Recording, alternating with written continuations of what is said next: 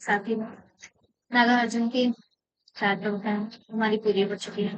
अब हम उनकी अगली कविता मनुष्य आपकी कविता पढ़ने जा रहे हैं। उम्मीद है आपको पिछली कविताओं से इम्पोर्टेंट तथ्य आपके हाथ लगी होंगी परीक्षाओं के लिए। मैं उसी हिसाब से पढ़ा रही हूँ जिस हिसाब से यूजीसी नेट आज प्रश्न पूछ रहा है। आप इससे ज्यादा मत सोचिएगा कि मैं व्याख्यान क्यों नहीं दे रही हूँ या वगैरह वगैरह क्यों नहीं दे रही हूँ, क्योंकि मैं फिलहाल परीक्षा के अभ्यर्थियों के लिए ये वीडियो बना रही हूँ, ताकि किसी भी साल के लिए वीडियो बना रही हूँ कि हाँ भाई कविताओं को अंदर से समझना बहुत ज़रूरी है, समझना ज़रूरी है यार, उसके पास बहुत समय भी है। आपके लिए बहुत समय भी है कि आप अंदर से समझें, लेकिन फिलहाल परीक्षा के लिए अभी समय बिल्कुल नहीं है। तो हम उसी पर ध्यान देंगे जो परीक्षा में पूछे जा रहे हैं, उसके अंदर की, उसके क्रम की और पंक्तियों की चीज़ों का ध्यान। ठीक है? कि व्याख्यान के लिए अगर आपको चाहिए तो आप पीवाईक्यू सॉल्व करिए। पीवाईक्यूज में जो जितने भी कविताओं के छोटे-छोटे शब्द और छोटे-छोटे पंक्तियों के व्याख्यान पूछे गए हैं, आप वही सॉल्व कर लेंगे तो वही आपके लिए आने वाले परीक्षा में होते हुए, क्योंकि व्याख्यान वाले जो प्रश्न है वह ज्यादातर पीवाईक्यू से रिपीट हो रहे हैं, क्योंकि आजकल जो यूजीसी नेट के प्रश्न पत्र बनाने वाले लोग हैं वो खुद ही मेहनत करना नहीं चाह रहे हैं, उन्हें खुद ही व्याख्यान नहीं जानना होगा शायद, इसलिए वो क्रम पर आ गए हैं, या फिर उन्हें ऐसा लग रहा होगा कि हमारे अभ्यर्थी जो है वह इतने ज़्यादा समझदार हो गए हैं कि उन्होंने सारी कविताओं की व्याख्यान पढ़ ली है और अब उन्हें रट्टा मारने पर मजबूर किया जाए। तो इसलिए वह क्रम पर आ गए हैं, यहाँ के शब्दों के क्रम पर आ गए हैं बाकी शिक्षा में। खैर छोड़िए, बहुत ध्यान दीजिए। आइए हम शुरू करते हैं नागार्जुन की मनुष्य कविता। नहीं कभी क्या मैं थकता हूँ, नहीं कभी क्या मैं थकता हूँ। तो ये प्रश्न से शुरू हो रहा है, आप नोट कर लीजिएगा पहली पंक्ति, ये 4 लाइनें, 4 लाइनें नोट कर लीजिएगा, क्योंकि पंक्ति के क्रम जब भी पूछे जाते हैं तो कंफ्यूजन वाले पूछे जाते हैं, ताकि हम उसे क्रम से लगा नहीं पाते, हमें लगता है कि ये सारे प्रश्न वाले पंक्ति जो है वो आखिर में, जबकि ऐसा नहीं होता। तो नहीं कभी क्या मैं थकता हूँ, कर लीजिएगा, नहीं कभी क्या मैं थकता हूँ, नहीं कभी क्या मैं थकता हूँ। अहोरात्र क्या नील गगन में उड़ सकता, कब उड़ सकता हूँ। अहोरात्र क्या नील गगन में उड़ सकता हूँ, प्रश्न पूछ रहे हैं।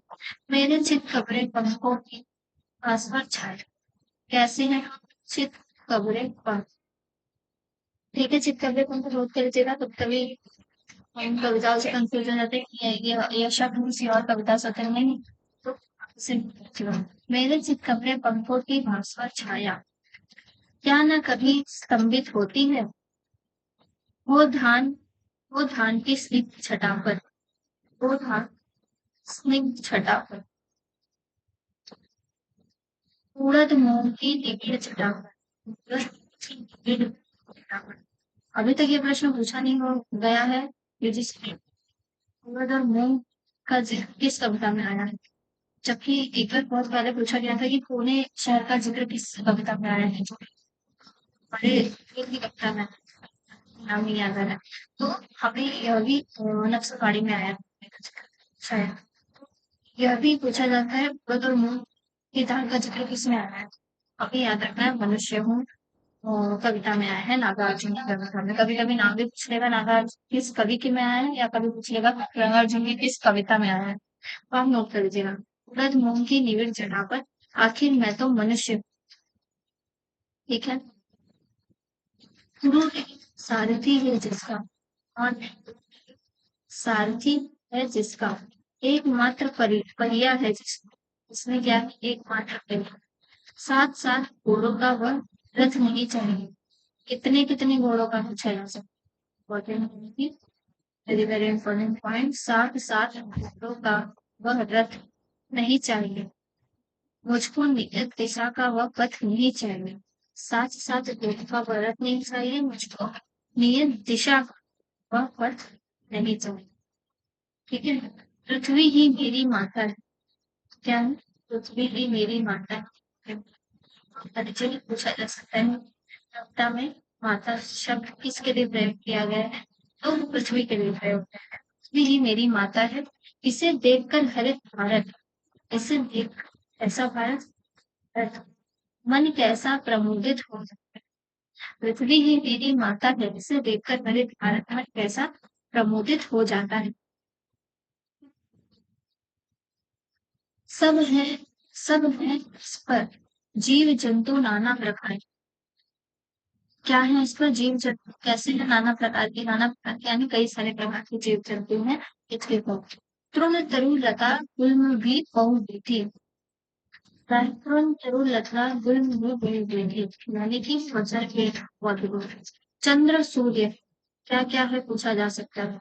जीव जंतु है, ठीक है। पहले तो पूछा जाएगा माता हमारी पृथ्वी है, हरित भारत है, जहाँ जीव जंतु रहते हैं, तरुण लताएं यानी पेड़ पौधे हैं, जहाँ चंद्र और सूर्य, या फिर चंद्र और सूर्य, और जहाँ क्या है ग्रह, ग्रहगण भी है। शत सहस्त्र संख्या में बिखरे तारे भी, क्या है? शत सहस्त्र संख्या में बिखरे तारे। पूछा जा सकता है बिखरे तारे कैसे हैं? शत सहस्त्र संख्या में। सब है इस पर, है सब। कालकूट भी यहीं पड़ा है। कालकूट कहाँ पड़ा है? पृथ्वी पर ही पड़ा है।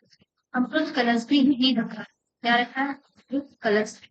अगर शब्दों का क्रम पूछा गया तो और भी आप नोट कर लीजिएगा कैसे शब्द पूछे जाएंगे। पहले पृथ्वी पूछी जाएगी, फिर भारत, फिर जीव जंतु, फिर चंद्र, सूर्य, ठीक है, फिर ग्रह ग्रह या बिखरे तारे, या फिर अगर चंद्र सूर्य जैसे प्रश्न पूछे गए, जैसे कि चंद्र सूर्य तारे, ऐसे पूछा जा सकता है। फिर कालकूट भी यही है पड़ा, अमृत कलश भी यही रखा पड़ा है। नीली ग्रीवा वाले उस मृत्युंजय, उष का भी बाप यही है। क्या? ये सबसे इम्पोर्टेंट पॉइंट है।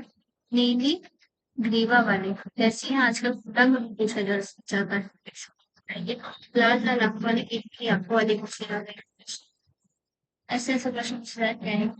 नीली ग्रीवा वाले उस मृत्युंजय, उसका भी बाप यही। कौन है Mrityunjay? Very very important point है कि नीली नीली ग्रीवा वाले, बस, ग्रीवा वाले, नीली ग्रीवा वाले उस मृत्युंजय, उसका भी बाप ये।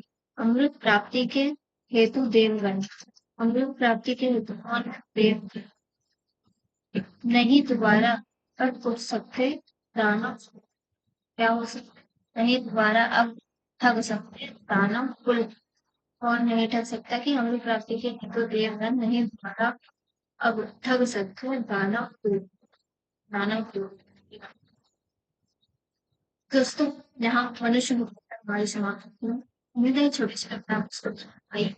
बड़ी ही आसान सी और सरल भाषा की कविता है, जिसमें अपने अध्ययन की जरूरत नहीं है, जब तक पढ़ते ही समझ में आता है क्या लिखा है क्या नहीं लिखा है। आपके पास इसकी इम्पोर्टेंट पंक्ति, इम्पोर्टेंट क्रम जो है आपको नोट करना और ध्यान से पूरा और नोट कर लीजिएगा। सबसे पहले यही इम्पोर्टेंट यहाँ से बनता है, चिट कभी बन रहा है।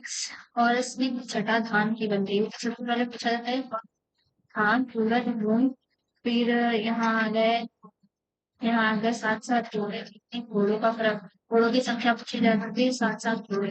और वही पूछा जा सकता है कि पृथ्वी मेरी माता है, जीव जंतु, पृथ्वी पर कौन कौन रहता है? हरित है, जहाँ पर जीव जंतु, चंद्र सूर्य की कुल और एक सब सहस्र संख्या में हमारे दो संख्या पूछी जा सकती है। एक तो सात सात, दूसरा तारों की संख्या, बिखरे तारों की संख्या, सब सब, ठीक है। इंपॉर्टेंट पॉइंट आप पूछेगा। फिर कल पूरी भी यही पढ़ा है, ये भी क्रम पूछा है। मेरे आपको ये समझ में आई? आपने अगले वीडियो में